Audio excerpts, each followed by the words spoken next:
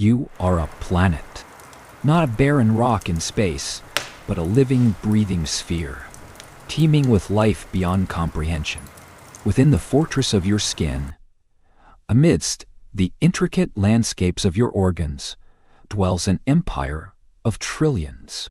They are the unseen architects of your very being, a silent workforce battling, building, and breathing in lockstep with your pulse.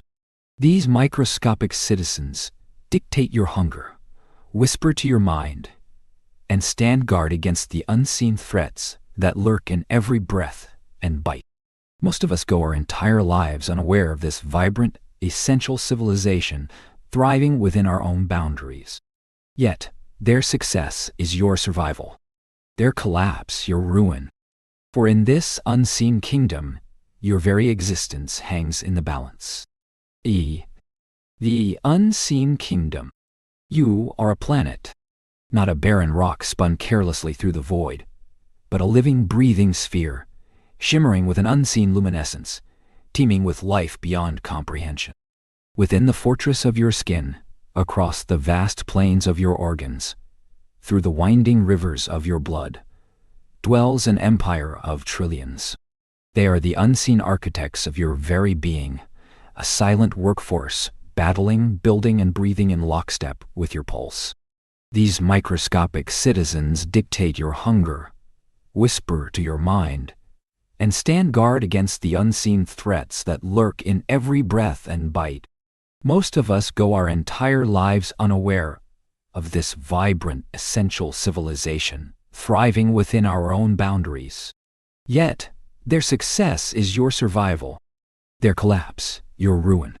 For in this unseen kingdom, your very existence hangs in the balance. Dr. Eris Thorne traced the faint iridescent smear on the petri dish with a gloved finger. His lab, a sanctuary of hushed clicks and the low hum of machinery, was bathed in the sterile glow of fluorescent lights. On his monitors, magnified to impossible scale, individual bacterial colonies blossomed like alien galaxies, their vibrant hues betraying an intricate, purposeful design. Each one was a city, a bustling metropolis, yet together they comprised only a minuscule fraction of the universe he sought to map. The human microbiome. He often wondered how humanity had progressed so far, had built such towering cities and navigated the cosmos, yet remained so profoundly ignorant of the cosmos within. We marveled at distant constellations, penned epics about mythical gods, and charted the ocean floor, all while oblivious to the intricate living tapestry woven through our very flesh. Eris leaned back in his ergonomic chair, the faint scent of disinfectant and rich coffee mingling in the air. He closed his eyes, picturing the man from whom this particular sample had come, a construction worker, strong and resilient, with hands like gnarled oak. On the surface, a simple human. Beneath, a sprawling metropolis. Take the skin, for instance. Not a mere covering, but an undulating landscape of hills and valleys, deserts and oases. Over 1,000 species of bacteria, fungi, and mites called it home, each vying for territory, each playing a crucial role in maintaining the epidermal barrier. Some consumed dead skin cells, others produced antimicrobial compounds that fended off more dangerous invaders. They were the silent protectors, the first line of defense, an invisible chainmail woven by life itself. Eris remembered a recent experiment where a certain strain of high Staphylococcus epidermidis on the skin had been shown to produce a unique peptide that inhibited the growth of I. Staphylococcus aureus, a notorious pathogen. It wasn't just passive colonization. It was active, dynamic stewardship. He thought of his own skin, warm against the worn fabric of his lab coat. Every scratch, every pore, every fold was a miniature ecosystem, an arena for constant microscopic drama. The subtle scent of his own body, unique as a fingerprint, was not entirely his own. It was a signature created by the hundreds of billions of microbes thriving on his surface, processing the oils and sweat his glands produced, releasing volatile compounds into the air. He was, in essence, broadcasting his microbial identity with every breath, every movement. Beyond the skin's frontier lay the myriad internal territories.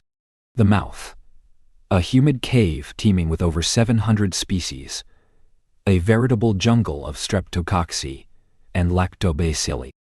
They governed the balance of oral health, fighting off the pathogens that cause tooth decay and gum disease, silently protecting the gateway to the internal world. Every bite of his breakfast, every sip of his cold coffee was an act of interaction, a momentary disruption, quickly recalibrated by the tiny custodians within. But it was the gut, the vast, undulating cavern of the human digestive tract, that truly held Eris's fascination. It was the planet's beating heart, its largest and most diverse biome, home to an estimated 100 trillion microbial cells, outnumbering human cells by a factor of 10 to 1. Within the winding labyrinth of the intestines, a silent, ceaseless city thrived. Here, an untold number of species, mostly bacteria, but also archaea, fungi, and viruses, formed an intricate web of life. They broke down food the human body couldn't digest, extracting vital nutrients, synthesizing vitamins, and training the immune system.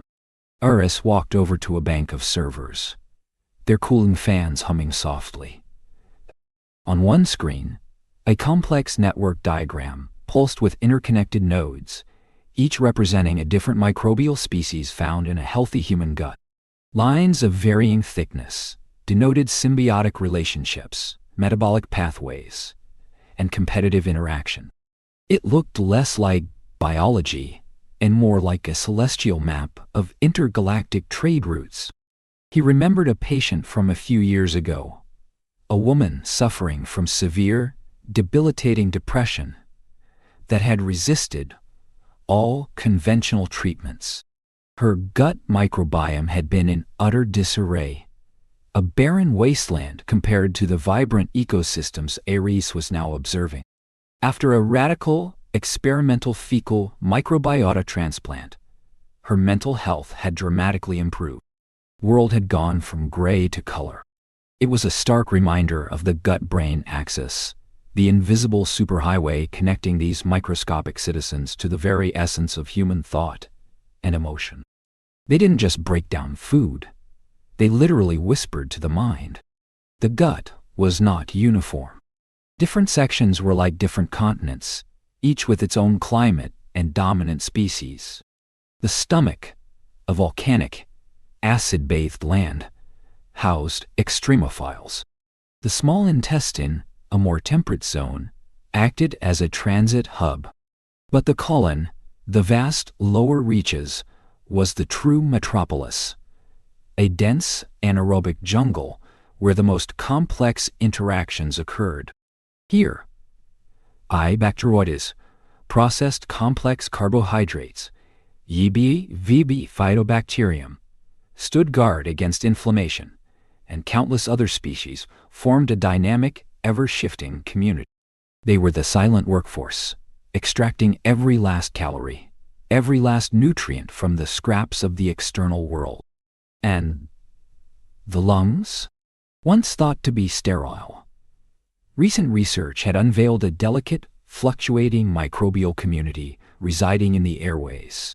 Even the bladder, previously considered a pristine environment, hosted its own unique residence. Every crevice, every surface, every internal passage was a carefully balanced microcosm, a testament to the pervasive reach of this invisible empire. Humanity, in its arrogance, had spent centuries waging war on these unseen allies. Broad-spectrum antibiotics, while lifesavers against acute infections, were often indiscriminate weapons of mass destruction, laying waste to entire internal ecosystems. Processed foods, devoid of the fibers that fed beneficial microbes, starved them into submission. Modern hygiene, while preventing visible illness, often stripped away the very microbial diversity that protected us from deeper, more insidious threats. Eris tapped a finger on the monitor, the pulsing network seeming to mock humanity's blissful ignorance.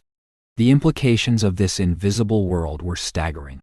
Chronic diseases, allergies, autoimmune disorders, obesity, even some cancers, were increasingly linked to microbial dysbiosis, an imbalance in these internal ecosystems.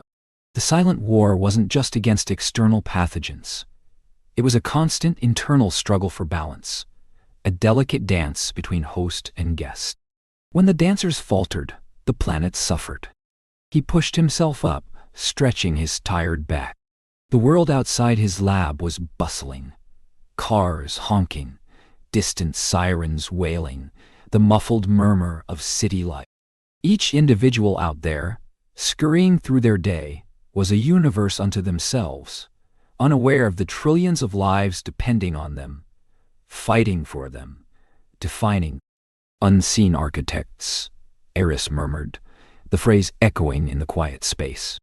He wasn't just a scientist. He felt like an archaeologist of the living, sifting through the dust of centuries of ignorance to uncover the fundamental blueprint of life itself. The true measure of human health, of human existence, wasn't just in the strength of muscles or the clarity of thought, but in the vibrant hum of these silent cities, in the intricate harmony of their invisible empires. And Eris Thorne knew, with a certainty that thrummed deep in his bones, that the secrets held within those microscopic realms were not just curious biological footnotes, but the very key to humanity's future. The fight to understand them, to protect them, was the most important battle humanity had ever faced. And it was a battle that was just beginning. Architects of our inner world, the universe within you began not with a bang, but with a squeeze. It was the tightest, most profound journey a nascent being could undertake, a passage from one sheltered world into another.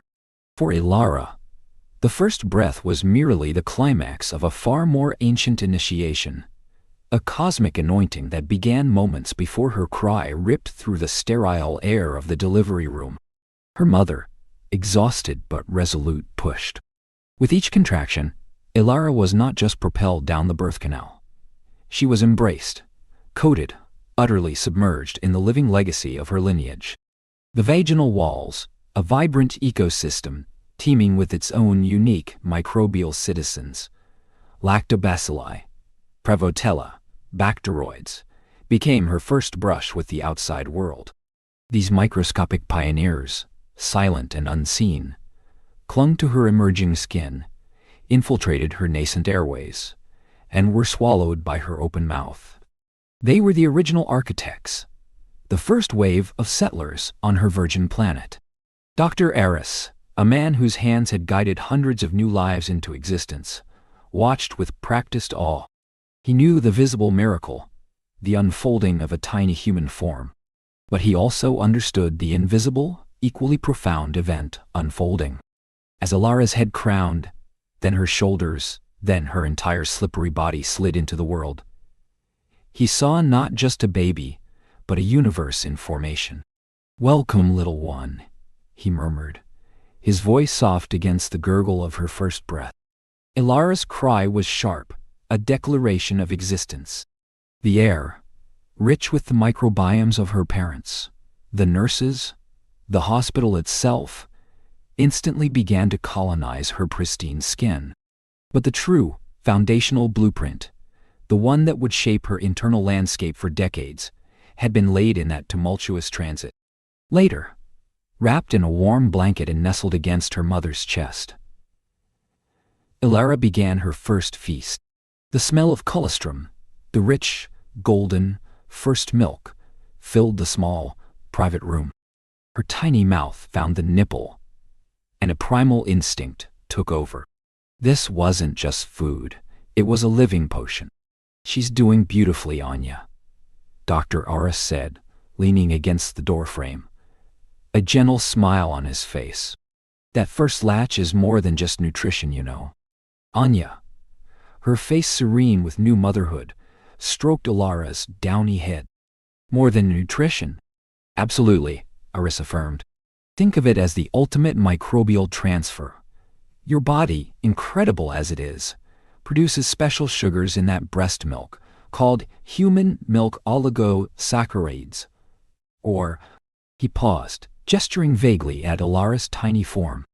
Every drop of that milk isn't just fat and protein. It's a dynamic living ecosystem itself. It carries bacteria from your skin, from your mammary glands, even from your gut, transported there by specialized immune cells. You're not. Anya looked down at Ilara, a newfound wonder in her eye. So it's part of my microbiome, literally flowing into her? Precisely, Eris confirmed. And this early colonization is critical. It's instructing her immune system, teaching it what's friend and what's foe. It's setting the stage for her metabolism, her mood, even her resilience. He stepped closer, his voice lowering conspiratorially. We're only just beginning to truly grasp the profound implications of these first few hours and days. It's the blueprint of their entire internal universe, laid down before they even opened their eyes properly. The days that followed were a blur of feeds, diaper changes, and the profound silent work of microbial empire building. Back in the sanctuary of their home, Ilara's world expanded exponentially. Every surface, every touch, every inhale brought new recruits to her burgeoning inner planet. The family dog, a shaggy golden retriever named Gus, contributed his own unique blend of canine-specific bacteria, transferred through slobbery kisses and errant fur. Her father's rough, calloused hands, her grandmother's powdered skin, the dust motes dancing in sunbeams. Each was a vector, a microscopic migration bringing new life. Anya learned to embrace the inevitable messiness of a baby's world. Ilara's hands, constantly exploring, went from mouth to toy, toy to floor, floor to mouth again. Each object was a microbial sampler, enriching the diversity of her burgeoning gut and skin. Dr. Eris had encouraged it during their first home visit, seeing Anya attempt to sterilize every surface. Let her explore, Anya, he'd advised gently, watching Ilara gum a rubber duck that had just been on the carpet. Her immune system needs to be trained. It's like building a muscle. It needs to be challenged to grow strong. Every bit of clean dirt, every encounter with the benign microbes of her home, is another lesson for her. As Ilara transitioned to solid foods, her internal landscape underwent another seismic shift. Pureed sweet potato, mashed avocado, soft bits of banana. Each new nutrient source wasn't just fuel for Ilara, but a feast for her gut inhabitants. Different fibers fed different bacterial species, causing certain populations to flourish, others to recede. The more varied her diet, the more diverse and resilient her microbiome became. It was a dynamic, evolving ecosystem, adapting to its environment, learning to process, to defend, to thrive. The occasional antibiotic prescribed for an ear infection, while necessary, was like a drought sweeping through a lush forest. It decimated populations indiscriminately, leaving barren patches.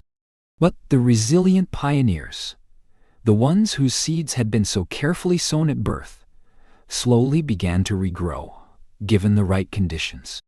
It was a reminder of the fragility, yet also the incredible resilience of this unseen world. By the time Ilara turned 2, her microbiome was a unique fingerprint, as individual as her actual one. No two human beings, not even identical twins, would possess the exact same microbial residence. Her birth journey, her mother's intimate microbial gifts, the food she ate, the pets she cuddled, the dirt she played in, the people she loved, all had woven together to create a tapestry of life within her. This bustling metropolis, unseen and unheard, was her silent partner. Its citizens toiled endlessly, digesting her food, synthesizing vitamins, fine-tuning her immune system, even sending chemical whispers to her developing brain. The architects of her very being, born of a primal passage and nurtured by a cascade of early experiences, were now firmly established. Her existence, her thriving, her very definition of self, would forever be intertwined with this invisible world. It was a bond forged at the dawn of her life, a kingdom within, upon which her future, her health, and her resilience would eternally depend. For the planet Ilara had been populated, and its success was now hers. The Guts Grand Symphony. The hum of the bioreactor was a low, steady pulse against the thrum of the cooling systems, a mechanical heartbeat in the hushed sanctity of Dr. Eris Thorne's laboratory. Sunlight, fractured into 1,000 prisms by the microscopic dust motes dancing in the air, streamed through the high windows, illuminating the intricate network of wires and tubes that snaked across the gleaming steel surfaces. At the center of it all, bathed in the soft blue glow of a holographic projection, stood Eris, his gaze fixed on the swirling nebula of life that unfolded before him. "Fascinating, isn't it?" he murmured, more to himself than to Liam, the earnest, perpetually curious intern who hovered at his side. The hologram shimmered, resolving into an impossibly detailed landscape, the inner lining of a human gut teeming. It was a verdant coral reef, a bustling metropolis, a silent war zone, all condensed into a single, breathtaking vista. Millions upon millions of microbial organisms, each no larger than a whisper, moved with purpose, an intricate ballet of life and death, playing out in the dark, warm theater of the human intestine. Liam leaned closer, his brow furrowed in concentration. "It's overwhelming, Dr. Thorne. So much complexity. How do you even begin to understand it?" Eris smiled, a faint, almost wistful expression. "By appreciating their work, Liam, by recognizing them not as invaders, but as indispensable partners, our silent, microscopic colleagues." He gestured to a particular region of the holographic projection, where long, slender chains of what looked like microscopic sausages were being relentlessly torn apart by squat, multi-limbed entities. "Take this, for example. What do you see?" Liam squinted. "Fiber, I think. A cellulose chain. And are those bacteroidesine?" "Precisely," Eris affirmed, a note of approval in his voice. "A particularly robust strain of bacteroids, the Omicron, by the looks of it. Humans, you see, lack the necessary enzymes to fully break down many complex carbohydrates, the dietary fiber we consume. Our own digestive machinery hits a wall. But he zoomed in, the holographic projection magnifying the individual bacteria until they looked like miniature, animated alien crafts, attaching themselves to the indigestible plant matter. "Watch closely," Eris instructed. "They're secreting an arsenal of enzymes, slicing through the long-chain polysaccharides that would otherwise pass through us undigested, robbing us of their hidden potential. It's like a microscopic demolition crew, tearing down a skyscraper brick by brick, not to destroy." As the cellulose chain disintegrated, the bacteroides began to absorb the liberated sugars, then expelled something new into the surrounding environment. Small, glowing orbs pulsed into existence, drifting away from the bacterial bodies. "Short-chain fatty acids," Eris narrated, his voice imbued with a quiet reverence. "Butyrate, acetate, propionate. These aren't just waste products, Liam. They're gold. Butyrate, in particular, is the primary energy source for the cells lining our colon. It nourishes them, strengthens the gut barrier, and even plays a... He paused, letting the implications sink in. Without these little workers, our colonocytes would starve. The very wall meant to keep the outside world out would weaken, allowing toxins to leak into our bloodstream. It's a foundational partnership. Liam looked from the hologram to Aris, a new light in his eyes. So, when we eat fiber, we're not just eating for ourselves, but for them. We're feeding our gut biome so they can feed us. Exactly, Aris confirmed, a genuine smile now gracing his lips. It's a symbiotic contract. We provide the home and the raw materials, and they provide essential services. The energy they extract from our indigestible leftovers contributes significantly to our daily caloric intake. Think of the millions of calories. He swiped a hand across the control panel, and the view shifted. Now the hologram displayed a different kind of activity. Tiny, almost ethereal glows emanating from a variety of bacterial species, like bioluminescent plankton, in a deep sea current. Beyond energy extraction, consider their role as miniature pharmaceutical factories. Aris continued, gesturing to a cluster of Eubacterium and Bifidobacterium species. Humans are reliant on external sources for many essential vitamins. We can't synthesize them ourselves, but our microbial partners, they're master chemists. He highlighted a specific bacterial cell.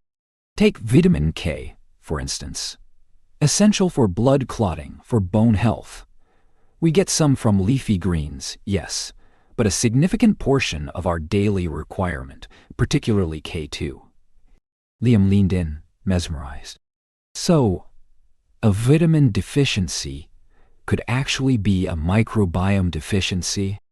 Often, yes, Aris affirmed. Or a B vitamin deficiency. Folate, B12, riboflavin, thiamine. Many of these vital cofactors for our metabolism are churned out by these microbial residents.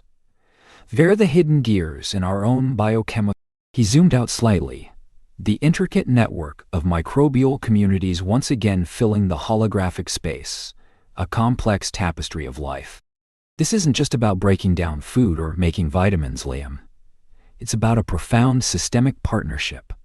Our gut microbiome constantly communicates with our immune system, educating it, training it. It influences our mood through neurotransmitter precursors. Aris paused, his gaze drifting over the holographic landscape. It's a finely tuned orchestra, Liam. Each species, each genus plays a specific instrument, and when they play in harmony, the symphony of human health is glorious. A subtle tremor ran through the holographic projection. Aris's eyes narrowed. But sometimes, a note falls flat, or an instrument goes silent. He zoomed in on a specific quadrant, an area he'd been monitoring for weeks from a patient's sample. It was a region that should have been teeming with diversity, a vibrant mix of species, but now it looked sparse. Patches of the gut lining appeared pale, almost lifeless, devoid of the usual verdant microbial growth. The bustling activity Aris had just showcased was conspicuously absent here.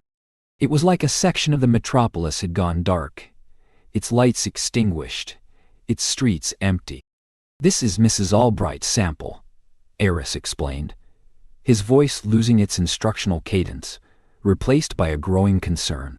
78 years old. Chronic fatigue, persistent gut discomfort, and, oddly, signs of early-onset nutrient malabsorption. Despite a meticulously curated diet, she's been struggling for months. He highlighted a specific cluster of struggling cells on the gut wall. Her colonocytes are showing signs of distress. And look at the microbial composition in this area. The holographic display shifted to a data overlay, showing species ratios. The Butyrivariae, the Faecalibacterium prausnitzii, the primary butyrate producers, they're severely depleted here. almost non-existent in this specific region. It's like a desertification.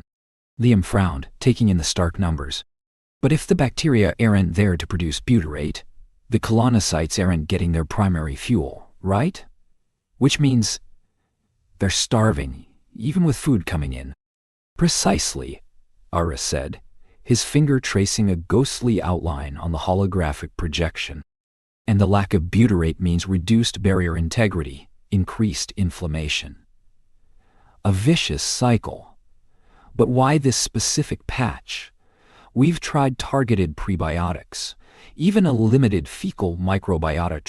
He zoomed further, pushing the limits of the optical resolution, past the individual bacteria, past the cellular structures, until he was looking at the very matrix of the gut lining, the mucus layer.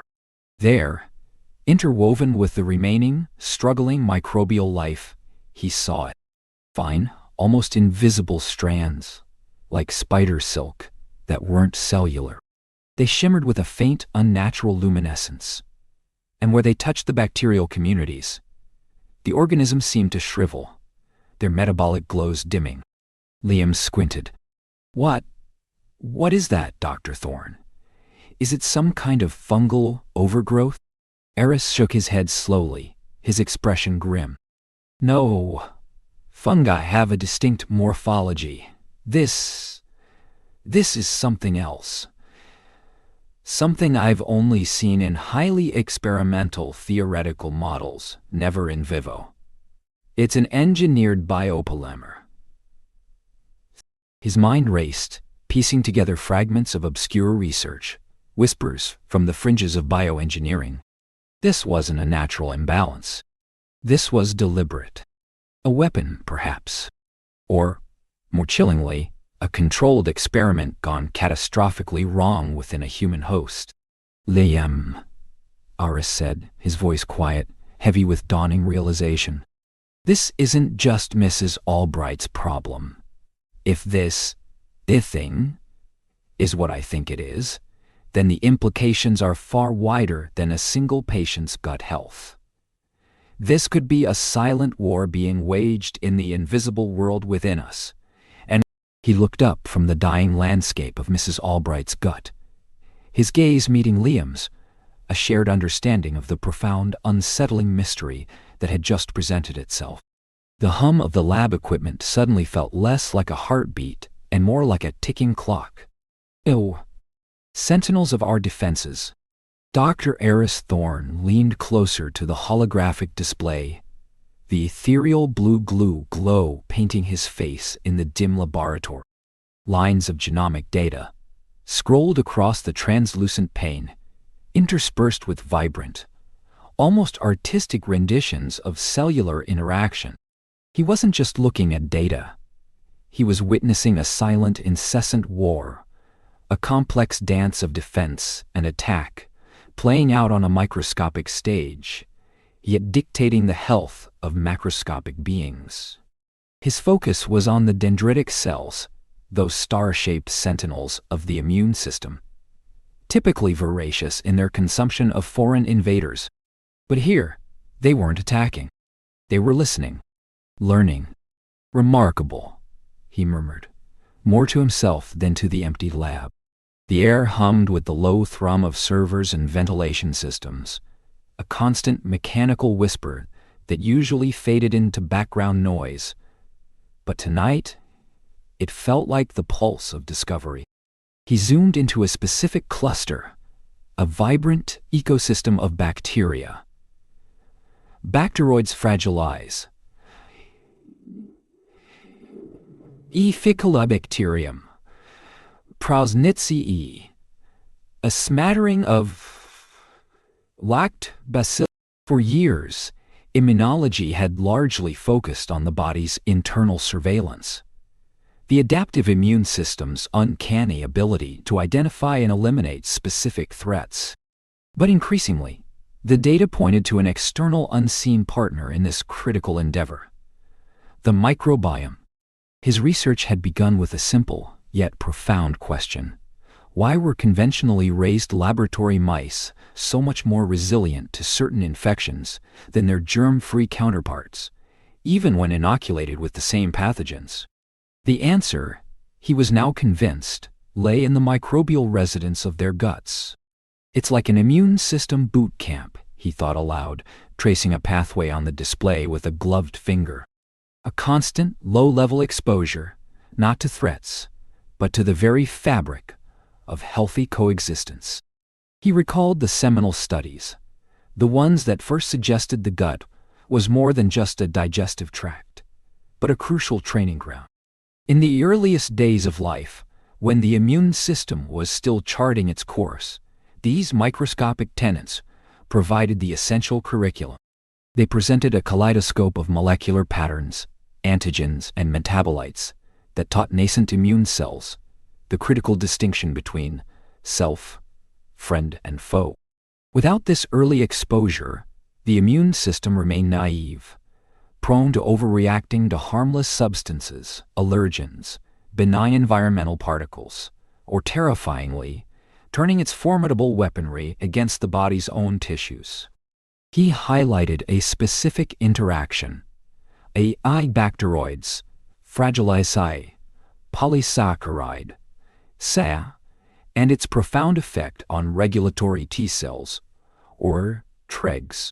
These cells were the immune system's peacekeepers, dampening inflammation and preventing autoimmune flares.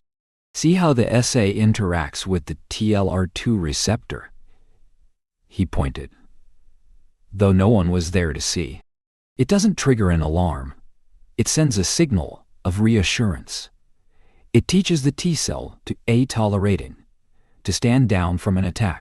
The gut-associated lymphoid tissue, GALT, a vast network of immune cells embedded within the intestinal wall, was the primary classroom. Peyer's patches, specialized lymphoid follicles within the small intestine, acted as miniature academies, sampling the gut lumen and presenting microbial antigens to T and B cells. Here, B cells were instructed to produce IgA, a crucial antibody that coated gut microbes and prevented them from adhering to the intestinal lining, acting as a natural lubricant that facilitated their peaceful transit and regulated their number. It was a sophisticated system of checks and balances, orchestrated by the microbial inhabitants themselves. Eris shifted the display, bringing up a more aggressive scenario: the attempted colonization by Clostridioides difficile, a virulent bacterium that wreaked havoc on compromised guts.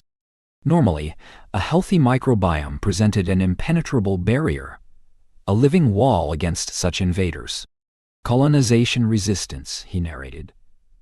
The term a cornerstone of modern microbiology. It's not just passive occupation, it's active warfare. He zoomed in on a segment of intestinal lining depicting a dense microbial cityscape. Billions upon billions of bacteria, each vying for space, for nutrients, for a foothold. When AAC, difficile spores entered this thriving metropolis, they found no vacancies. The established residents consumed all available resources, leaving the pathogen to starve. They occupied every ecological niche, physically preventing the invader from attaching to the gut wall. But beyond mere competition, the resident microbes were armed. Many produced bacteriocins, natural antibiotics, specifically designed to inhibit the growth of rival bacteria.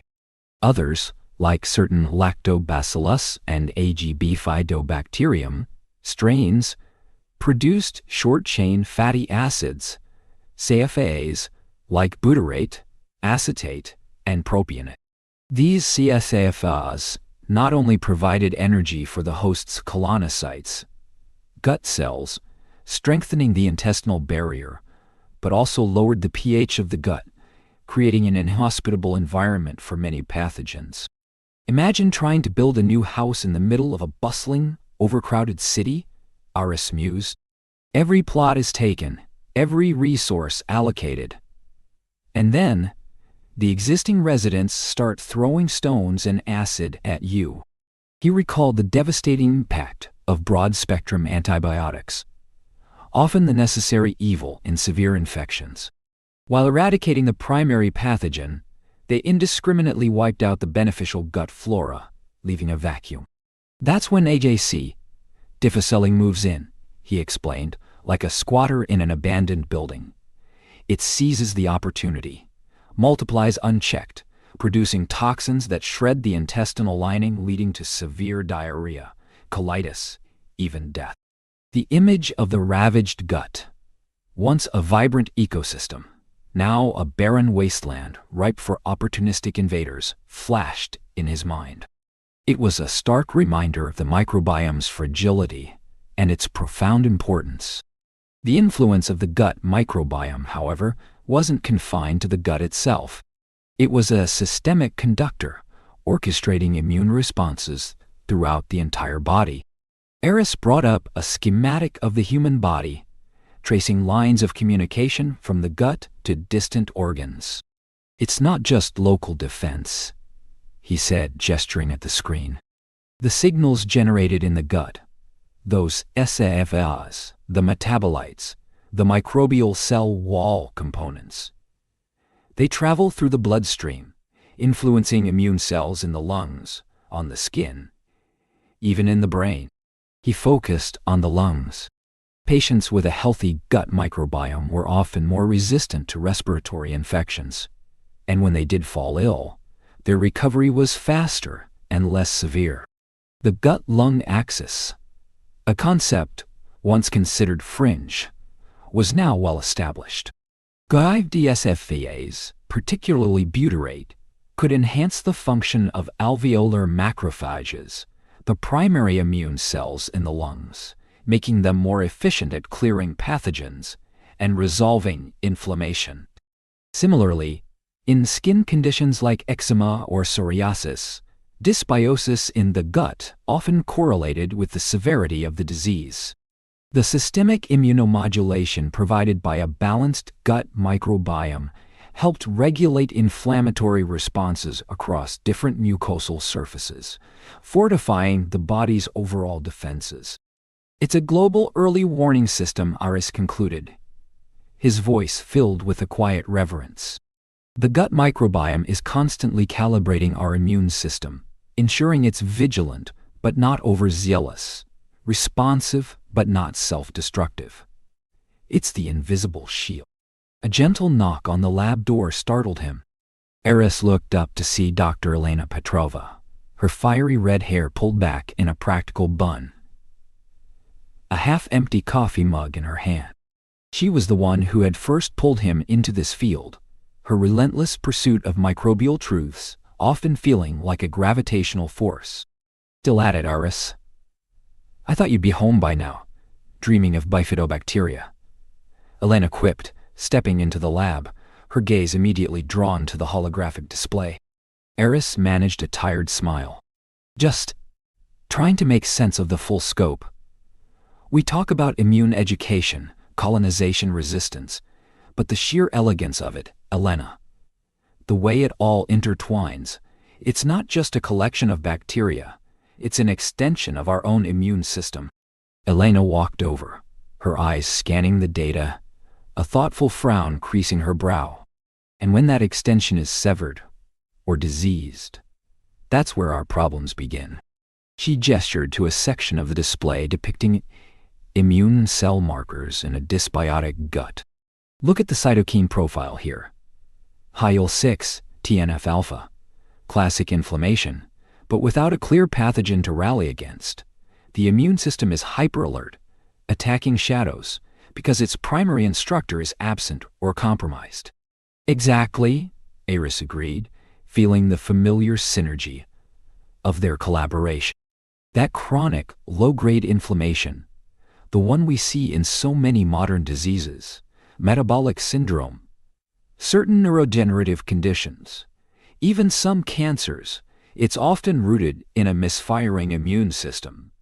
And we're increasingly seeing the microbiome as the fuel." "Which brings us back to Project Nightingale," Elena said, her tone turning more serious. Project Nightingale was their current, ambitious endeavor to identify specific microbial consortia capable of restoring immune homeostasis in patients suffering from severe drug-resistant autoimmune condition. It was a long shot, a gamble on the invisible world. Patient from Ward C, the one with refractory Crohn's, Elena continued, picking up a stylus and highlighting a different data set. Her immune system is essentially waging war on her own intestines. We've tried every immunosuppressant, but the remission is always fleeting. Her gut microbiome, it's a wasteland. A few resilient opportunists, but none of the diversity, none of the beneficial keystone species. Eris nodded, his earlier awe replaced by a quiet determination. Her T-cells are untrained, Elena. Or perhaps worse, they're trained by the wrong masters. They don't recognize the gut lining as self anymore. They see it as a constant threat. And the standard approach is to bomb the battlefield, Elena said, shaking her head. But what if the battlefield itself is the problem?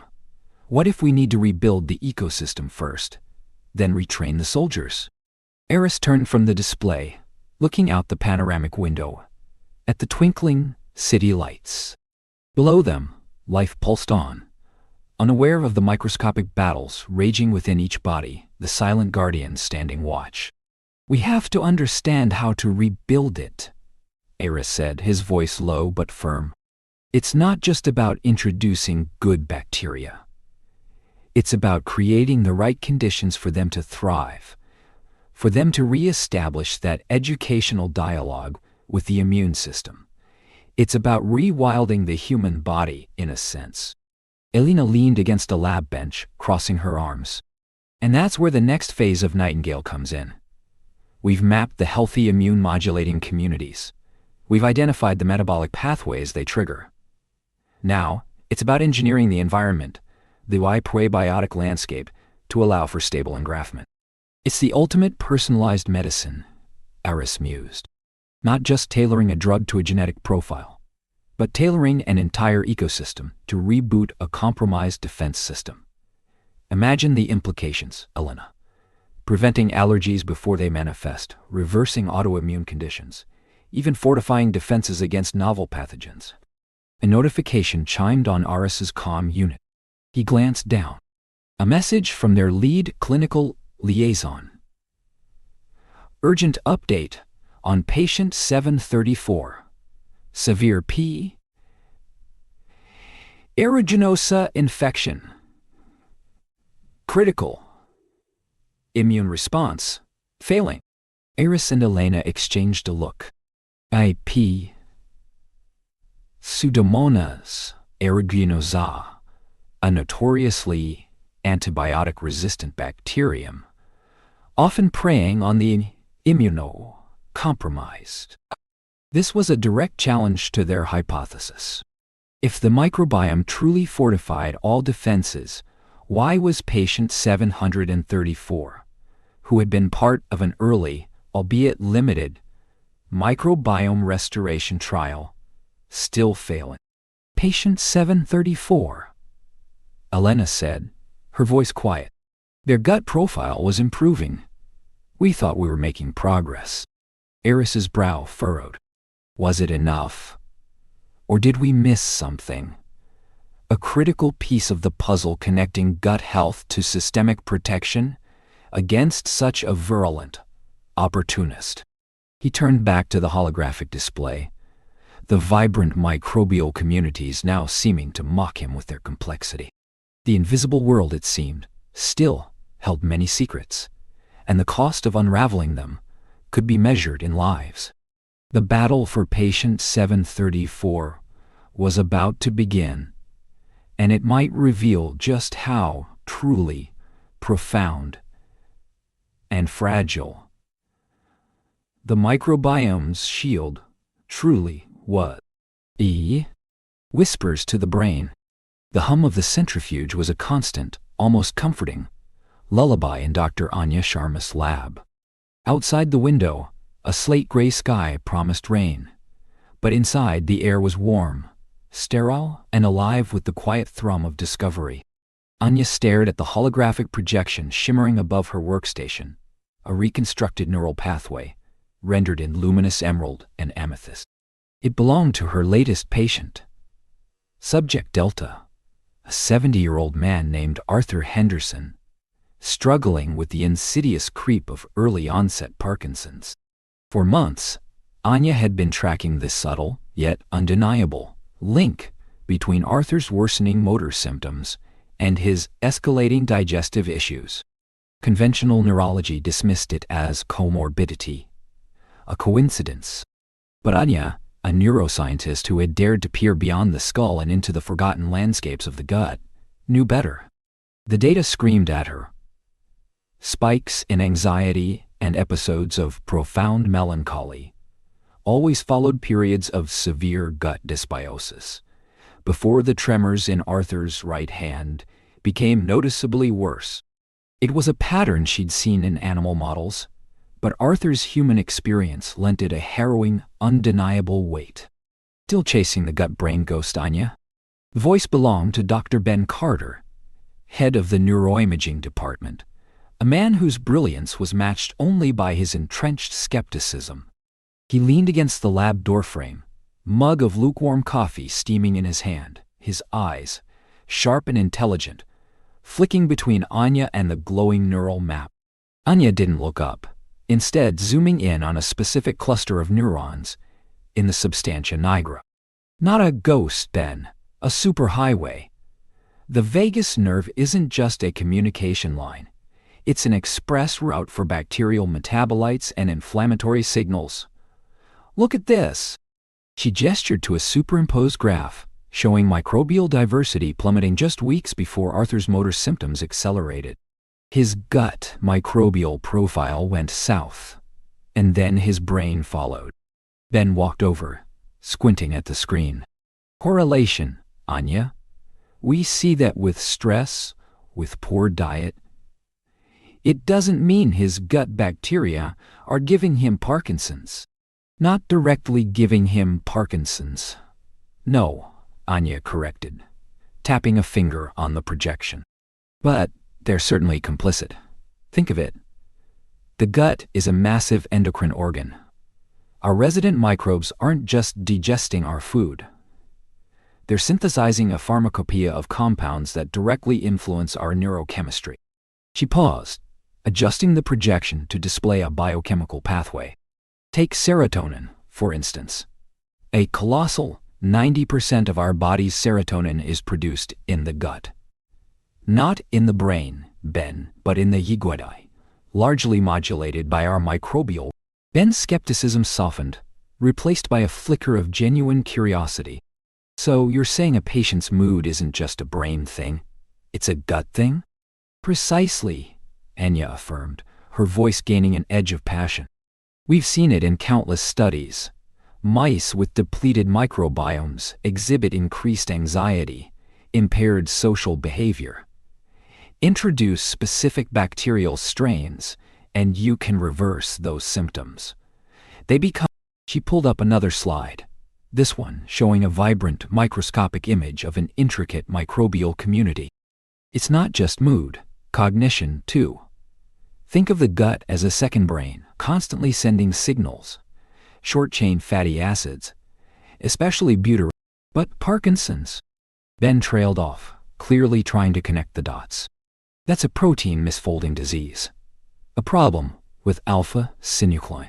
And where does it begin, Ben? Anya challenged, spinning her chair to face him directly. More and more evidence points to the gut as the initial site of alpha-synuclein aggregation. The hypothesis, the A.H. Strong hypothesis? She leaned forward, her voice dropping to an urgent whisper. This isn't just about tweaking digestion. This is about rewriting the script of neurological disease. If we can understand the specific microbial signatures associated with these conditions, if we can Ben ran a hand through his already disheveled hair. It's audacious and complex. The sheer diversity of the microbiome. How do you even begin to untangle it? And the ethics of manipulating such a fundamental system? That's the challenge, Anya admitted, her gaze drifting back to the holographic neural map. But it's also the promise. We're not talking about a magic bullet, but a profoundly interconnected ecosystem. We've just scratched the surface. My team has been running. She paused, a distant look in her eyes. Arthur's son, Michael, called me yesterday. He said Arthur had a good day. He managed to tie his shoes without assistance. It sounds small, but for them, it's monumental. It was after we started him. Anya felt a surge of resolve. The skepticism, the long hours, the uphill battle for funding. It all faded in the face of Arthur's faint progress. This wasn't just a theoretical exercise. It was about real people, real suffering. We need to move beyond correlation, Ben, she said, her voice firm. We need a human trial, a targeted, controlled intervention that validates these animal studies. If we can prove that restoring gut health can mitigate neurological decline in patients like Arthur, it changes everything. It reframes our entire approach to brain health. From childhood development, Ben was silent for a long moment, watching the emerald pathways pulse on the holographic display. The familiar hum of the lab filled the quiet space between them. Finally, he straightened, his expression thoughtful. A human trial. That's a monumental undertaking, Anya. Regulatory hurdles, ethical review boards, funding. It would be a decade of work, easily. Or a lifetime of regret. If we don't try, Anya countered, her eyes alight with conviction. Arthur doesn't have a decade. And neither do countless others who are trapped in the invisible world of their own microbiomes, waiting for us to unlock the answers. I believe we have enough preliminary data to make a compelling case, and I intend to make it. She turned back to her workstation, her fingers flying across the holographic interface, pulling up more data sets, more complex algorithms. The rain finally began to patter against the window pane, a soft, insistent rhythm. Anya felt a renewed sense of purpose, a burning urgency. The invisible world within Arthur Henderson was sending out distress signals, and Anya was determined to be the one to translate them.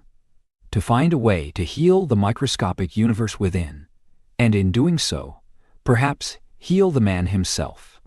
Her next step was clear, a comprehensive proposal, meticulously detailed, undeniably persuasive. The medical establishment might resist, but the evidence, like the silent, tireless work of the microbiome itself, would be impossible to ignore forever. When harmony fails. The hum of the sequencers was a low thrum against the sterile quiet of Dr. Eris Thorne's laboratory, a sound as familiar and comforting to him as his own heartbeat. Rows of glowing screens displayed cascades of genomic data, intricate webs of microbial interactions, each line a whisper from the unseen world within. He leaned back in his ergonomic chair, rubbing tired eyes. It was late, but the data wouldn't wait. Specifically, the data from patient 734, a young woman named Clara, whose unraveling health had become a grim illustration of everything Eris had dedicated his life to understanding. Clara's initial diagnosis had been textbook Crohn's disease, a nasty, unpredictable beast of an autoimmune condition. But Eris saw past the label, peering into the very ecosystem that governed her gut. Her gut microbiome, once a bustling metropolis of diverse inhabitants, now resembled a bombed-out wasteland. A dysbiosis. The word hung in the air, heavy with implication. It was a term Eris had coined decades ago, long before it gained any traction in mainstream medicine, long before the world truly grasped that the trillions of tiny lives within us weren't just passengers, but essential crew members. "Look at this, Helios," Eris murmured, projecting Clara's latest metagenomic profile onto the holographic display that shimmered above his desk. Helios, his AI assistant, a calming, synthesized voice, responded, "Analysis complete. Dr. Thorne, 1 Faecalibacterium. Prosnitzi counts are virtually non." Eris nodded, his jaw tight. Exactly. The keystone species gone.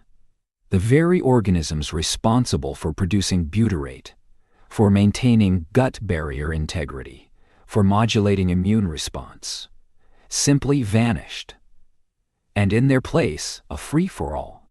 He gestured at the swirling constellation of data points. Clara's story isn't unique. It's a mirror reflecting a global epidemic, an invisible crisis.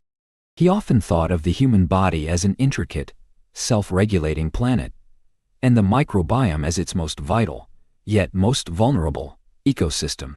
For millennia, this inner world had flourished, shaped by diverse diets, intimate contact with nature, and the ebb and flow of ancient rhythms. But the modern age, with its relentless assault of processed foods, widespread antibiotic use, chlorinated water, sedentary lifestyles, and chronic stress, had laid waste to it. We see it everywhere now, he continued, more to himself than to Helios, though the AI dutifully logged his observations. The spiraling rates of irritable bowel syndrome, Crohn's, ulcerative colitis. They're not just digestive disorders. They're distress signals from a compromised inner ecosystem. He recalled a patient from his early clinical trials, an elderly man, a former farmer, whose gut had been robust until a series of powerful antibiotics for pneumonia had wiped out his flora. The subsequent AJC, difficile infection, had nearly killed him, and even after recovery, his gut had never been the same. His gut barrier became permeable, allowing bacterial fragments and toxins to leak into his bloodstream. Leaky gut, they called it. Scoffing. Now, we have the evidence. We know it's not just a theory. It's a tangible breach in the body. He pulled up another case, a young woman named Sarah, who battled debilitating anxiety and depression, resistant to conventional therapies. Her gut analysis had been similarly grim: low levels of serotonin precursors, a severe deficit in bacteria known to produce short-chain fatty acids, CFAs like butyrate, which nourish gut cells and even cross the blood-brain barrier. "The gut-brain axis," Eris murmured, tracing a line on the holographic display, connecting a tangled neural network to a vibrant, albeit damaged, microbial community.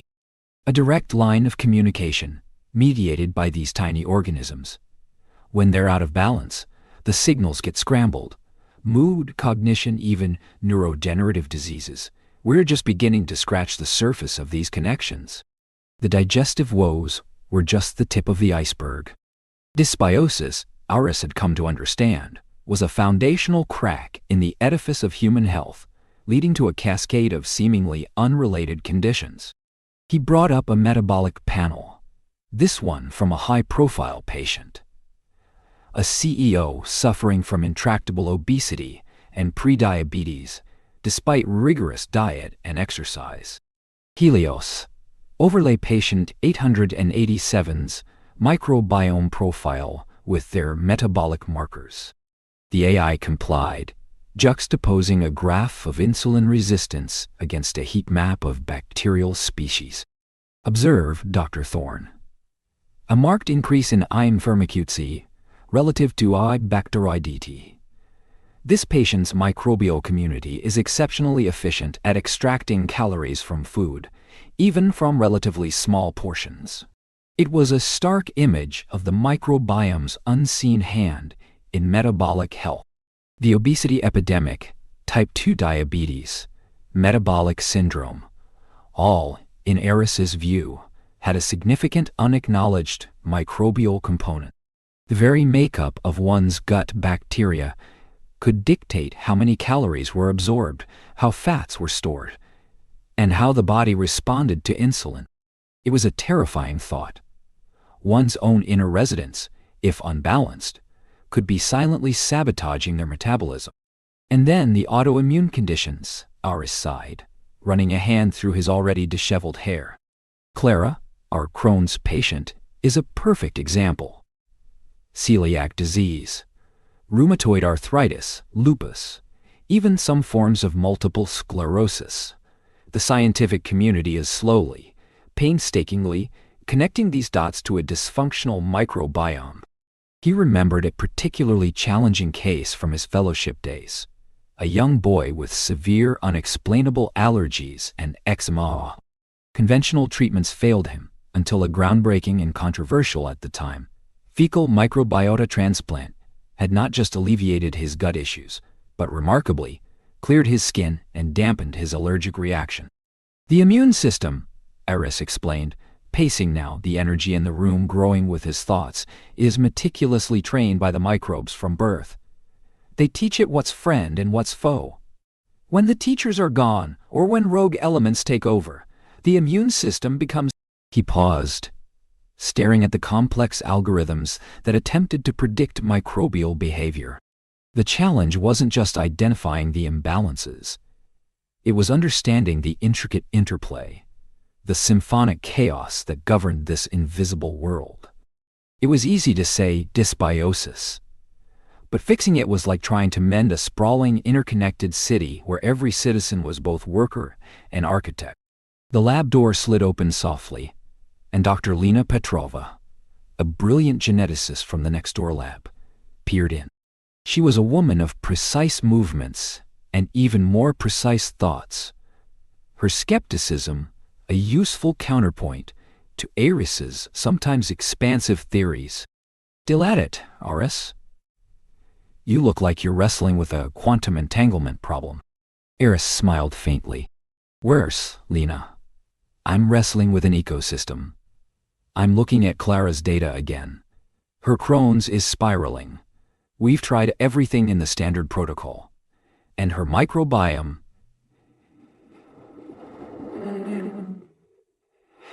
It's just getting worse.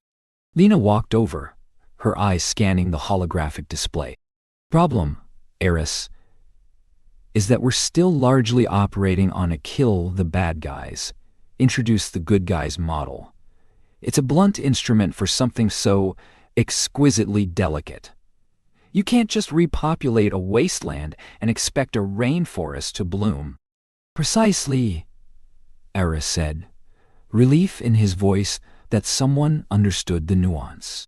We've annihilated broad swathes of beneficial bacteria with antibiotics. Then we feed ourselves a diet that starves the survivors and promotes the proliferation of opportunistic species. We live in sterile environments, devoid... He gestured at the screens. Problem isn't just about what's missing or what's overgrown. It's about the lost connections, the broken communication pathways, the missing metabolic products, the inflamed immune responses. It's an ecological collapse within us. So, what's the next move for Clara? Lena asked, her tone shifting from academic observation to practical concern. Another course of immunosuppressants? More antibiotics to quell the Clostridium? Eris shook his head. No, that's just patching holes in a sinking ship. We need to rethink this entirely. We need to understand why those keystone species are failing to recolonize, why her immune system is still attacking. He turned back to the display, a flicker of something new in his eyes. Not just weariness, but an emerging resolve. What if the answer isn't just in the microbes themselves, but in their eye signals, the metabolites they produce, the chemical conversations they have, the very languages they speak within the gut? What if we could learn to mimic those languages, to coax the lost species back?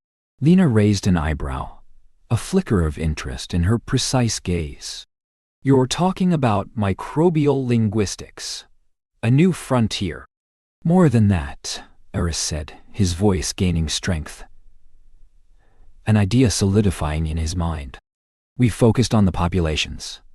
But what if the true power lies in the products of those populations? In identifying the specific molecular keys that unlock gut repair, immune modulation, and metabolic balance? What if we could design therapies that aren't just about good or bad bacteria? He pointed at a particularly complex cluster of data points on Clara's profile. a pattern he'd dismissed as noise before. But now, it resonated with a sudden startling clarity. Clara's dysbiosis isn't just a lack of friendly bacteria.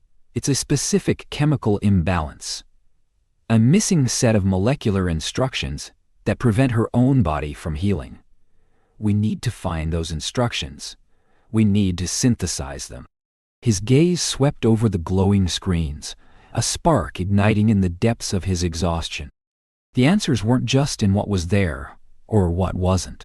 They were in the invisible whispers, the chemical signals, the metabolic pathways that intertwined human and microbe into one unified, fragile entity.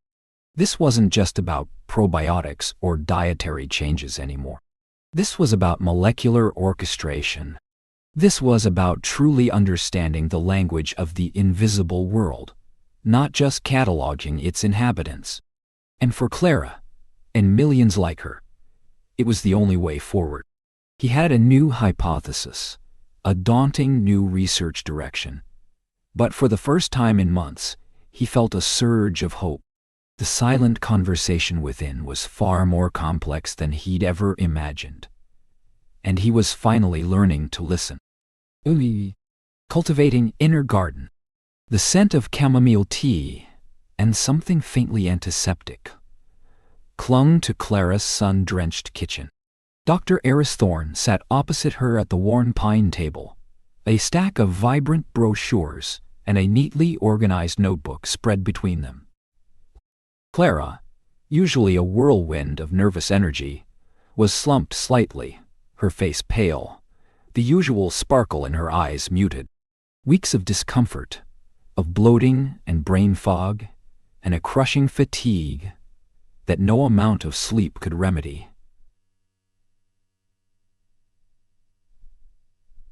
Had taken their toll. Clara, Eris began, her voice soft but firm, a stark contrast to the urgent scientific papers that usually occupied her mind. We've talked about the what, how your gut microbiome, those trillions of tiny inhabitants, has fallen out of balance.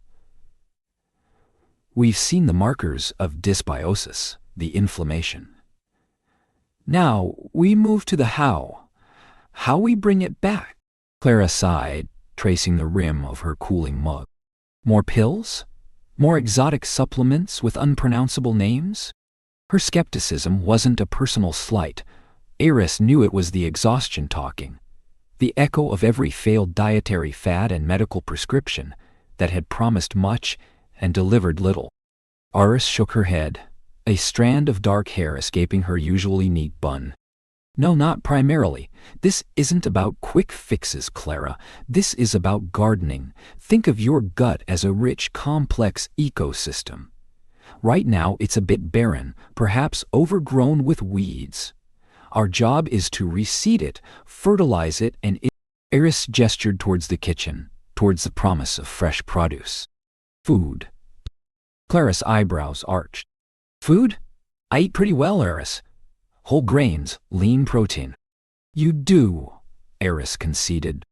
But we're going to refine that, broaden the spectrum. The first, and arguably most crucial, element is oil fiber. Not just any fiber, but a diverse range of plant fibers. Think of them as the primary food source for your good. Eris flipped open her notebook, revealing a colorful chart. We need variety. Load up on a rainbow of vegetables.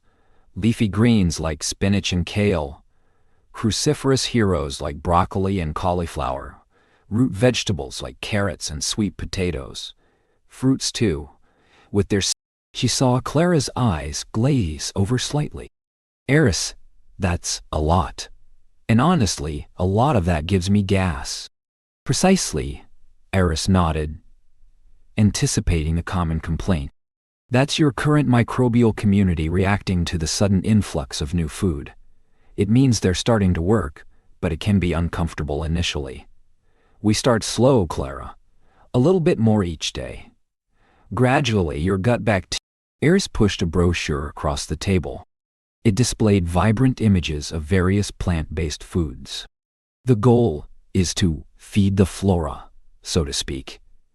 You want to make sure your beneficial bacteria have everything they need to thrive and outcompete the less desirable residents. Next, Eris tapped a picture of a jar of kimchi. While fiber feeds the existing good guys, ye fermented foods introduce new recruits directly. These are foods that have undergone a process of controlled microbial growth. Think of them as tiny, edible probiotic factories. Clara wrinkled her nose. Like yogurt? Exactly. But go beyond just yogurt and make sure it's plain, unsweetened, and contains live and active cultures. Explore kefir, a fermented milk drink, often with a wider range of beneficial strains than yogurt. Eris's enthusiasm was palpable now, her words quickening. The tang, the fizz, the complex flavors, those are signs of life, of beneficial bacteria at work. They populate your gut with new diverse species, helping to re-establish a healthy ecosystem. Kimchi, you say? Clara ventured, a flicker of curiosity in her eyes. My neighbor makes some. It smells strong. Eris smiled. It does. And that's part of the adventure. Start small. A spoonful of sauerkraut with your dinner, a little kombucha instead of soda. Your taste buds, like your gut, will adapt and even begin to crave these vibrant living foods. Eris had her own personal rituals. A daily shot of ginger turmeric kefir, a side of crisp fermented carrots with lunch. She felt the difference, profound and undeniable. But what about things that just encourage the good ones without adding new ones? Clara, for all her weariness, was sharp. Ah? You're thinking of prebiotics? Eris praised. Excellent question. While fermented foods contain probiotics, the actual beneficial bacteria, prebiotics are specialized types of dietary fiber that specifically feed only the beneficial bacteria already present in your gut. They're like Eris pulled out another chart, this one showing an array of seemingly mundane foods. Think chicory root, garlic, onions, leeks, asparagus, Jerusalem artichokes, even unripe bananas. These often contain compounds like inulin and phos, fructooligosaccharides, which are so. Garlic bread counts? Clara asked, a hopeful note in her voice. Eris chuckled. Well, the garlic part certainly helps. But remember, it's about the overall dietary pattern, not just one food. Diversity is key. The more diverse your plant intake, the more diverse your gut microbes will be, and a diverse microbiome. Finally, they turned to the topic of probiotic supplements and care. Eris picked up a bottle of capsules. This is where things get a bit more nuanced. While food-based probiotics are fantastic for daily maintenance and introducing a broad range of beneficial strains, sometimes, especially after something like a course of antibiotics, or when dealing with significant... She held up the bottle, its label detailing specific strains and CE counts. Think of these as targeted reinforcements. We can choose supplements with specific strains known to address certain issues. For you, we're looking for strains that support gut barrier function and reduce inflammation. But so, I can't just pop a pill and eat pizza. Clara teased, a hint of her old humor returning. Not if you want lasting change, Eris confirmed. The best approach is a synergistic one. You feed your good bacteria with fiber and prebiotics. You introduce new beneficial species with fermented foods. And when necessary, you use high-quality probiotic supplements to kickstart. She outlined a simple plan. Increase fiber gradually. Start with an extra serving of vegetables or a small bowl of oats. Introduce fermented foods slowly. A tablespoon of sauerkraut with lunch. A small glass of kefir. Incorporate prebiotics daily. Garlic in stir fries. Onions in salads, d. Consider a targeted probiotic supplement in. She had already identified a couple of reputable brands for Clara. Patience is paramount, Clara, Eris emphasized, leaning forward, her gaze earnest. Your gut didn't become imbalanced overnight, and it won't heal overnight. We're talking weeks, even months, before you experience the full spectrum of benefits. There might be some initial discomfort as your system adjusts. But imagine, less bloating, clearer thinking, more energy. Clara picked up the kimchi brochure, turning it over in her hands. She looked at the vibrant photos of bubbling jars, then back at Eris. A flicker of something new in her eyes. Not just skepticism, but a fragile hope. It sounds like a lot of work, Eris. Like a whole new way of living. It is, Eris agreed, a quiet intensity in her voice. It's a commitment. But it's a commitment to yourself, to the invisible world that keeps you alive. And it's a commitment that will empower you, Clara, in ways you can't yet imagine. She paused, then added, and you won't be doing it alone. The sun shifted, casting longer shadows across the kitchen floor. Clara looked at the brochures, then at Eris, then out the window at her neglected garden patch. A thought seemed to crystallize in her mind. So, instead of a barren plot, she murmured, more to herself than to Eris, we're planting a forest. Eris smiled, a genuine, hopeful smile that reached her eye. Precisely, a thriving, resilient, beautiful forest. And as Clara picked up her pen, a newfound determination on her face, ready to start sketching out her first microbe-friendly meal plan. Eris knew that this was just the beginning of a profound transformation, not just for Clara's gut, but for her entire understanding of health itself. The invisible world was about to become very real. Oh, beyond the plate. The low hum of the lab's specialized ventilation system was a constant companion, a white noise tapestry beneath the quiet rustle of Dr. Eris Thorne turning pages. He leaned back in his ergonomic chair, a faint scent of sterile wipes and brewing coffee lingering in the air. Across from him, Clara, his brightest, most diligent research assistant, meticulously organized a stack of printouts, her brow furrowed in concentration. The last few weeks had been a whirlwind of data analysis, driven by the escalating interest in their work on the human microbiome. They'd just wrapped up a compelling section on diet's pivotal role, and now, Eris felt the shift in gears. Beyond the plate, Clara, Eris mused, his gaze drifting to the panoramic window overlooking the city, a gray concrete sprawl against an equally gray sky. People get so fixated on what they eat. And it's critical, no doubt. But it's only one part of the symphony. The invisible world within us responds to so much more than just food. Clara looked up, her neat bun catching the light. You mean lifestyle, then? Sleep, exercise, stress, the usual culprits for general health? She tapped a pencil against a research paper. I've seen studies linking them to immune function, inflammation, even mood. But direct, measurable impact on the eye microbiome, specifically, beyond just a trickle-down effect? Eris nodded, a glint in his eye. Precisely.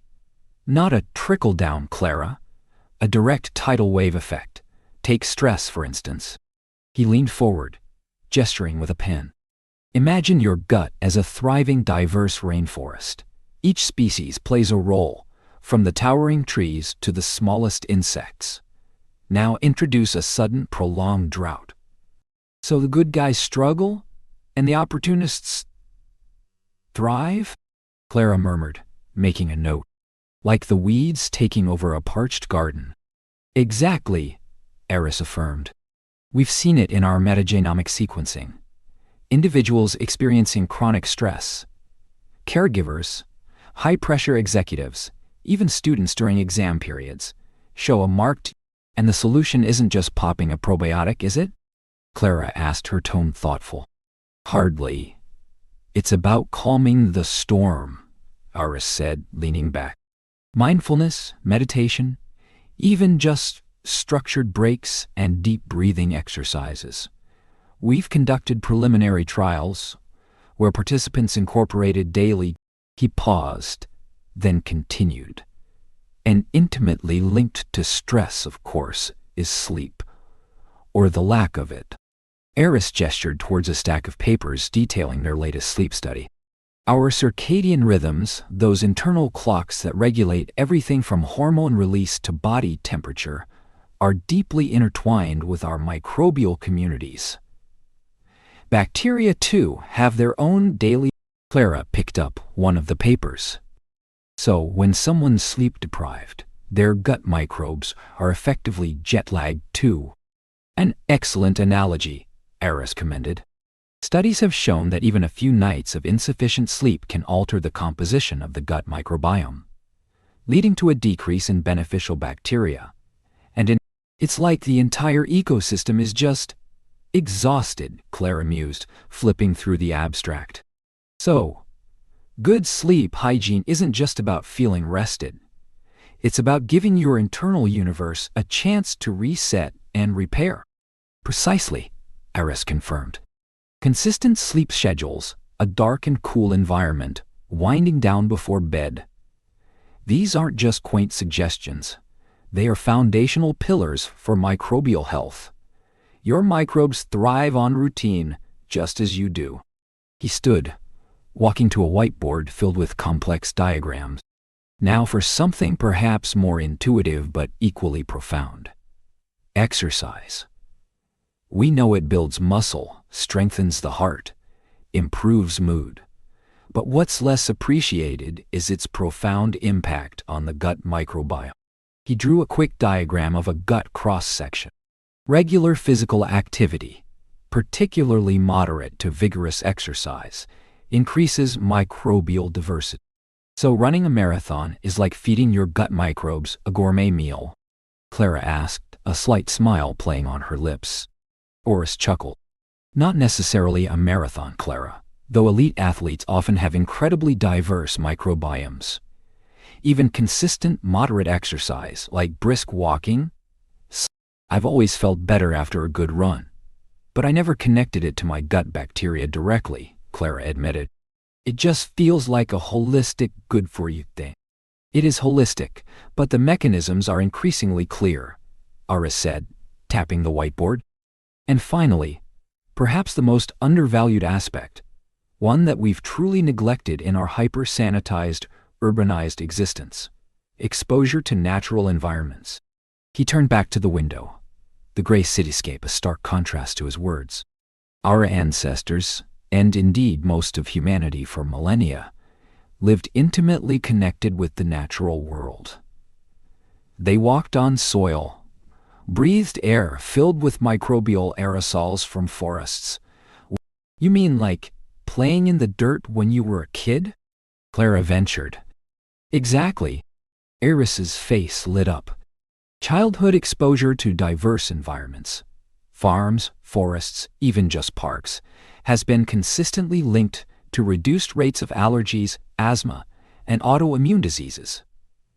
It's about microbial education. He walked towards a small potted plant on his desk, a vibrant green fern contrasting with the sterile lab equipment. Think of it this way. A rainforest needs its diverse soil, its specific humidity, its array of plants and animals to thrive. Our internal ecosystem is no different. Spending time in nature, garden. So, the more time spent cooped up indoors, scrubbed clean with antibacterial everything, the more we're inadvertently starving our internal ecosystems of vital connections. Clara summarized, her voice tinged with a new understanding. Precisely, Clara. It's an ecological crisis, playing out inside each one of us, Eris said, his voice gaining a deeper resonance. Diet is foundational, yes. But without managing stress, prioritizing restorative sleep, engaging in regular physical activity, and reconnecting with the natural world, we're building a house on sand. These factors aren't just good habits. He turned to face her fully, his expression serious. We've gathered an incredible amount of data. The evidence is overwhelming. But getting the mainstream medical community, let alone the general public, to truly grasp the interconnectedness of it all. Clara's eyes widened, the weight of his words settling in the quiet lab. The committee. Right. Dr. Albright is notoriously skeptical of anything outside traditional pharmacology.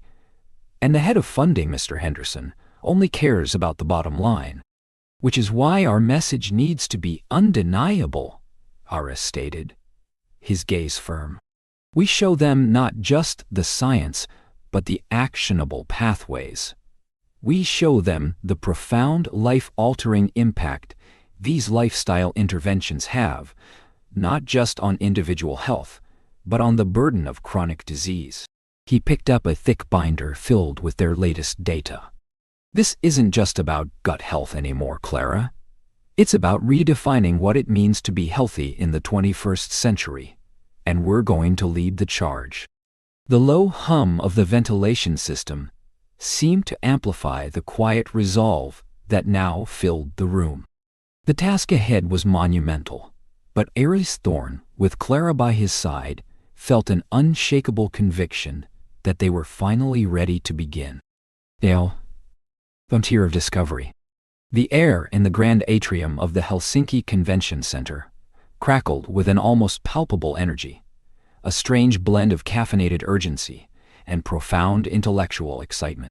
Dr. Aris Thorne leaned against a cool marble pillar, nursing a lukewarm coffee, his eyes tracking the animated holographic projection that shimmered at the heart of the main hall.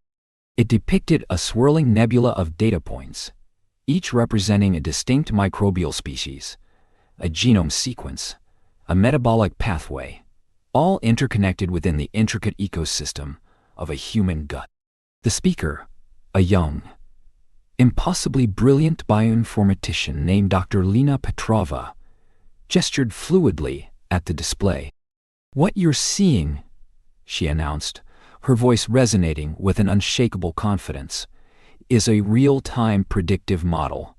Based on 5,000 unique microbial signatures, we can now forecast the onset of type 2 diabetes." Aris felt a familiar thrill course through him, a jolt of vindication mixed with awe. He remembered the early days, not so long ago, when the microbiome was a fringe science, dismissed as a curiosity, a biological black box dot. Now, it was a frontier. Petrova's presentation wasn't just groundbreaking. It was a glimpse into the future Aris had always believed was possible. Personalized medicine, not as a blanket term, but as a deeply intimate understanding of the microscopic residence that governed human health. He pictured his own lab, the endless rows of sequencing machines, the petabytes of data they'd meticulously collected over the decades. They had laid the groundwork, piece by agonizing piece, mapping the microbial landscape. But Petrova's team, with their advanced AI and quantum computational power, were building the cities on that landscape. They were predicting traffic, designing new infrastructure, even rerouting rivers. Imagine, Petrova continued, her voice gaining in almost evangelical fervor, a world where your morning health scan isn't just about your blood pressure, but about the... A murmur went through the audience, a mix of hushed wonder and the low rumble of skeptical academic debate. Aris knew that debate well. The complexity was staggering. The sheer number of variables, the intricate crosstalk between host and microbe, the epigenetic influences, it was a Gordian knot. And for years, scientists had only managed to snip a few threads. But AI, Aris mused, was the sword. Revolutionary, isn't it? Aris turned to see Dr. Elena Rostova beside him, her intelligent eyes alight with the same excitement he felt. Elena, a leading clinician in gastroenterology, had been an early adopter of microbiome-based therapies, battling institutional inertia to bring innovations from the lab to her patients. Revolutionary, yes, Iris agreed, a small smile playing on his lips. But also daunting. Think of the ethical minefield, the regulatory hurdles. Who gets access to this kind of hyper-personalized intervention? Elena nodded, her expression sobering. All valid concerns, Iris. But the potential for healing is too immense to ignore. You know as well as I do what we were working with just a decade ago. Broad-spectrum antibiotics, immunosuppressants, surgery, blunt instruments against the finely tuned orchestra of the gut.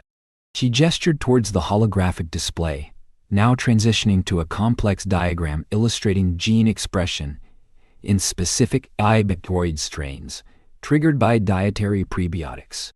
This is precision. This is what we dreamed of. Indeed.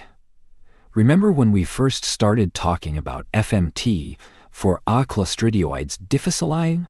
Iris chuckled, the memory still vivid. The absolute horror on some of our colleagues' faces. The ick factor. Elena laughed, a rich, warm sound. Oh, I remember. We were practically pariahs. But look now. FMT is becoming standardized, refined. No longer just raw donations. We're talking about lyophilized capsules, synthetic microbial communities, even genetically engineered. The designer-donor banks, Iris added, recalling a recent research paper. Curated, optimized microbial cocktails, screened for hundreds of markers, tailored for specific conditions. It's a far cry from the Wild West days. Exactly, Elena said, her gaze drifting towards the exit where a stream of attendees was heading for a networking session. I had a patient, a young woman with debilitating Crohn's, 3 years of failed biologics, endless pain, a life lived in fear of the next flare. We enrolled her in the trial for the new encapsulation. The story, though familiar in its core message of hope, still resonated deeply with Iris. These were the victories that fueled their relentless pursuit. That's fantastic, Elena, he said, genuinely pleased. But what about the truly complex cases? The neurodegenerative conditions? The autoimmune mysteries? Can we leverage this level of understanding for something like Alzheimer's or lupus? Elena's expression grew serious. That's the next frontier, isn't it? The gut-brain axis, the gut-lung axis, the gut-skin axis. We're just scratching the surface of how deeply intertwined our microbial partners are with every system in our body. We know, for example, that certain microbial, as if on cue, the holographic projection shifted again, this time displaying a complex neural network overlaid with microbial pathways. Petrova's voice returned, and now we turn our attention to the gut-brain axis. Our preliminary data suggests that targeted microbial interventions could significantly slow, and in some cases, even reverse the progression of early-stage. A collective gasp went through the hall. This was no longer just about digestive health. This was about unlocking the secrets to some of humanity's most devastating diseases. Later, amidst the din of the networking reception, a message flashed on Iris's wrist-mounted device.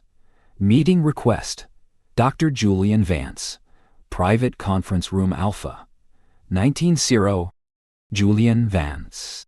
Iris felt a familiar prickle of irritation and anticipation. Vance was a brilliant but ruthlessly ambitious neuroscientist, known for his groundbreaking work on gene therapy, but also for his fiercely competitive nature and his often controversial methods. Their paths had crossed before, always with a simmering tension. Iris arrived at Conference Room Alpha to find Vance already seated, nursing a glass of sparkling water, his sharp features illuminated by the muted overhead lights. Vance's lab, Vance Dynamics, had recently diversified into microbial engineering, a move Iris had viewed with a mixture of apprehension and reluctant admiration. Iris, Vance greeted, his voice smooth, devoid of any genuine warmth. Glad you could make it? I trust you enjoyed Petrova's presentation? Enlightening, Eris replied, taking a seat opposite him, though perhaps a touch optimistic on the timeline. Vance smirked. Pessimism is a luxury we can no longer afford, Eris. The world is changing. And we, my friend, need to be at the vanguard, not debating the minutiae of regulatory approval. He leaned forward, his gaze intense. My team has made a significant breakthrough. We've developed a novel method for delivering engineered microbial strains directly to specific regions of the gut, not just orally, but with pinpoint accuracy, using bioresponsive nanobots that release their payload only when they detect a... Eris felt a surge of professional curiosity, battling his personal reservations about Vance. Impressive. What's the application? Neurodegenerative diseases, Vance declared, the words hanging in the air like a challenge. Specifically, early-onset Alzheimer's and amyotrophic lateral sclerosis. We believe we can reprogram the gut microbiome to produce neuroprotective compounds, reduce neuroinflammation, and even stimulate neural repair. It's a moonshot, Eris, but if it works, Eris finished, a flicker of excitement overriding his caution, it would change everything. But it's an enormous leap. And what about off-target effects? The ecological balance of the microbiome is incredibly fragile. You're talking about introducing a designed organism. Vance waved a dismissive hand. Calculated risks. This isn't about tinkering anymore, Eris. It's about engineering. We're not just mapping the invisible world, we're designing it, and that's why I need you. I raised an eyebrow, surprised. Me? Yes. Your reputation, your foundational work, your unparalleled understanding of microbial ecology. It's precisely what this project needs. We have the technology, Eris. But the offer was staggering. It represented an unprecedented opportunity to push the boundaries of microbiome science, to potentially cure diseases that had defied medical intervention for centuries. But it also meant aligning himself with Julian Vance, whose ethical compass often seemed to point in a different direction. Eris looked out the window, at the twilight descending over Helsinki. The city lights began to twinkle, reflections shimmering on the dark waters of the bay. The invisible world within them, the vast, unexplored cosmos of the human microbiome, felt more present than ever. It held the keys to health, to illness, to the very essence of human experience. And now, humanity was learning to wield those keys, to unlock doors that had once seemed permanently sealed. The power was immense, Eris knew, and with it came a responsibility that weighed heavily on his shoulders. To engineer, to design, to intervene at such a fundamental level. It required not just brilliance, but profound foresight and an unwavering ethical commitment. Was Vance truly ready for that? Was anyone? He turned back to Vance, 1,000 questions warring in his mind. The future beckoned, luminous and terrifying. And Eris Thorne knew, with a certainty that settled deep in his bones, that he was undeniably, irrevocably, a part of it. No, the interconnected self, beyond the veil of visible light, deeper than the probing reach of a surgeon's scalpel, lay a universe. It was not the cold, indifferent cosmos of distant stars and gas clouds, but a vibrant, pulsating realm, woven into the very fabric of existence. Every breath drawn, every heartbeat echoed with the silent symphony of its inhabitants. This universe was us, and we, in turn, were its sprawling, intricate host. Dr. Eris Thorne often felt like an astronomer, charting uncharted galaxies. Though his telescope looked inward, his gaze fixed on the infinitesimal. His lab, a bastion of quiet contemplation within the bustling university, hummed with the soft murmur of machinery and the distant clatter of a coffee machine. Fluorescent lights cast a cool, almost surgical glow on the array of monitors displaying swirling patterns of microscopic light. Each digital canvas showed not a barren petri dish, but a vibrant, teeming landscape, colonies blossoming like alien flora, individual cells darting with unseen purpose, a silent, ceaseless ballet. He traced a finger along the cool glass of a slide, seeing the faint, iridescent sheen of bacterial biofilm. To the naked eye, a smudge. To the discerning lens, a city, sprawling and complex, alive with the ceaseless industry of its microbial citizens. He had dedicated his life to this hidden cosmos, to unveiling the architects and engineers that lived within the human form. An empire of trillions, dictating the very rhythms of life. Humanity, Aris mused, had scaled mountains, plumbed ocean depths, and even sent probes to touch the edge of the solar system. We had named constellations, mapped continents, and dissected the atom. Yet, for millennia, we had remained profoundly ignorant of the most profound, most essential living system within our own boundaries. We were planets, teeming with life, utterly unaware of our own inner world. He leaned back in his chair, the scent of sterile wipes and faint, rich coffee filling the air. He thought of the myriad human forms he'd encountered in his samples, the nimble fingers of a concert pianist, the calloused hands of a builder, the smooth skin of a child.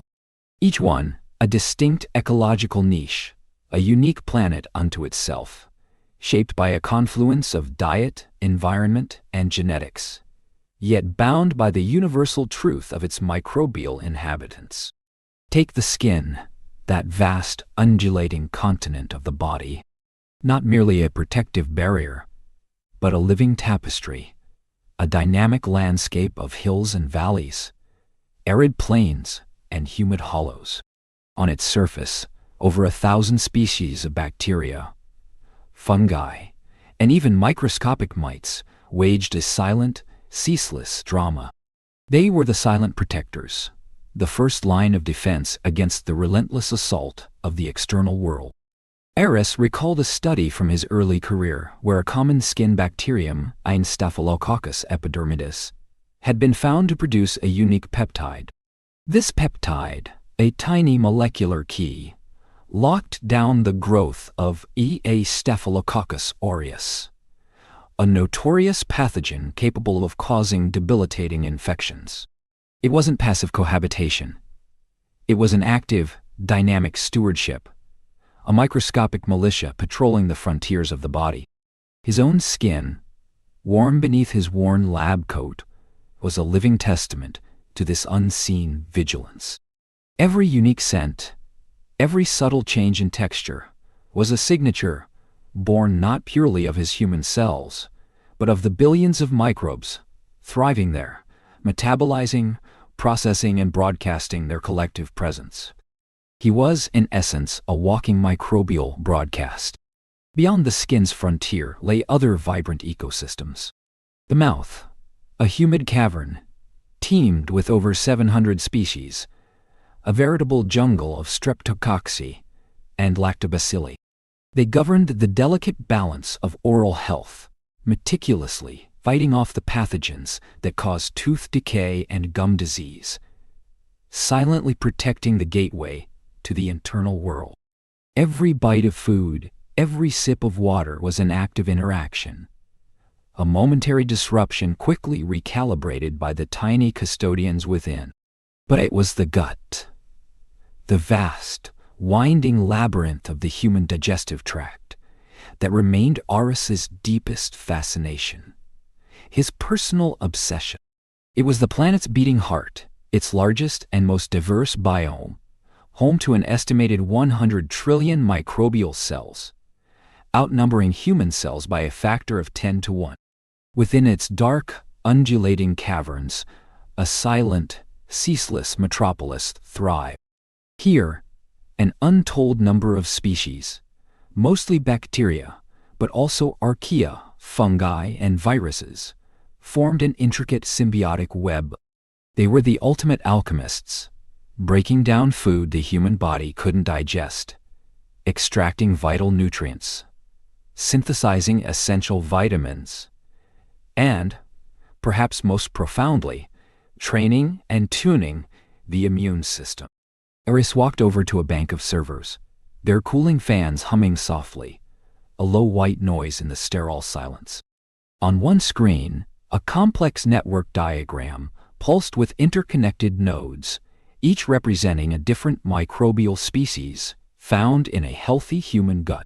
Lines of varying thickness denoted symbiotic relationships, metabolic pathways, competitive interactions. It looked less like a biological chart and more like a celestial map of intergalactic trade routes, or the intricate wiring diagram of a supercomputer. He remembered a patient, a woman named Eleanor, who had come to him years ago. Her life had been a constant battle with debilitating digestive issues, chronic fatigue, and an almost crippling anxiety. Traditional medicine had offered only symptom management, leaving her feeling helpless and isolated. When Eris first examined her stool samples, the microbial diversity was alarmingly low, like a barren desert where a rainforest should have been. Her gut microbiome, the very core of her internal planet, was fractured, out of balance.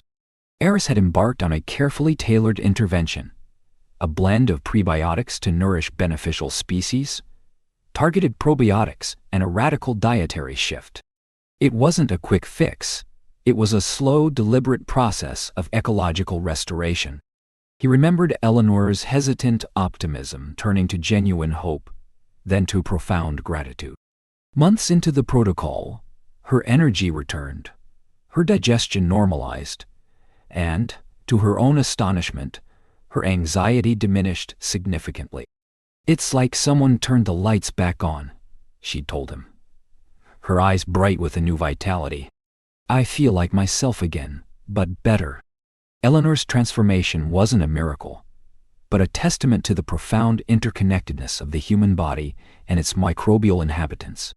Her gut microbes, once diminished, had been slowly restored, re-establishing their intricate communication networks.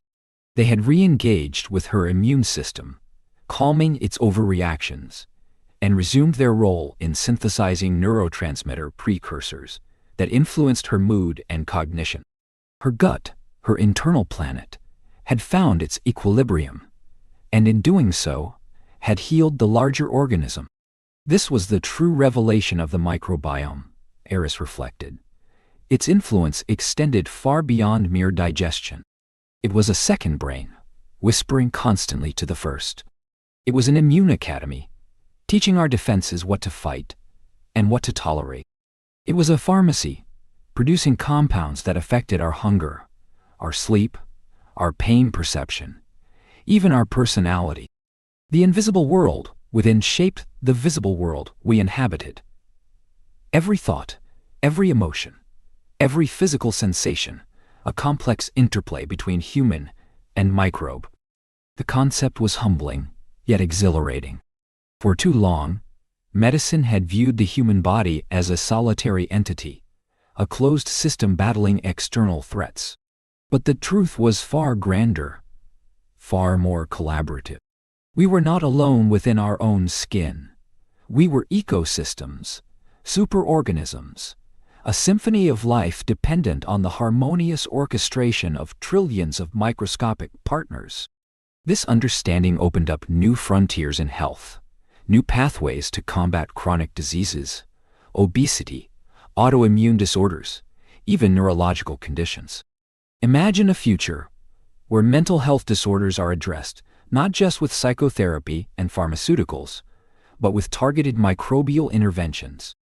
A future where personalized medicine truly understood the unique microbial fingerprint of each individual, tailoring treatments for optimal health. Eris walked to the large window overlooking the campus, the late afternoon sun casting long shadows across the manicured lawns. Students bustled below, their lives unfolding, each one a walking universe, a silent testament to the enduring power of the invisible. The journey of understanding this inner world was still in its nascent stages, a vast, unexplored territory. But the first maps had been drawn, the initial discoveries made. What had once been merely a gut feeling, that mysterious connection between mind and body, between what we ate and how we felt, was now being meticulously charted, molecule by microbe, microbe by microbe. The overarching message, the core truth that Eris had dedicated his life to sharing, was one of profound appreciation. We were not merely individuals. We were complex, integrated ecosystems. Our health, our vitality, our very survival hinged on this ongoing, vital partnership. To truly thrive, to live in harmony with ourselves, we needed to recognize, respect, and nurture the invisible world that kept us alive. It was a partnership forged in the dawn of life, refined over eons and continuing, silently, profoundly, with every beat of our hearts. The future of human health, Eris believed, lay not in conquering the unseen, but in understanding it, honoring it, and collaborating with the universe within.